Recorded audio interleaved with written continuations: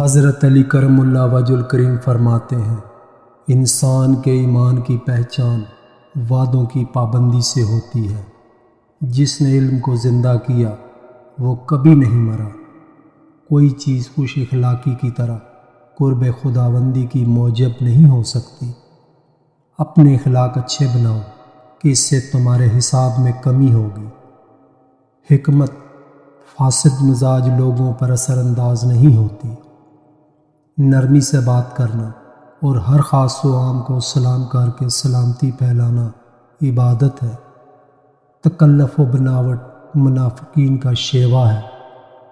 معذرت کرنا عقل مندی کی دلیل ہے۔ ہر وہ محبت جس میں لالچ ہو اس کا آخر مایوسی ہے۔ برداشت کرنا دوستی کی زینت ہے۔ اپنے دوست کی لغزش کو برداشت کرو، دشمن کے حملہ آور ہونے کے وقت کے لیے۔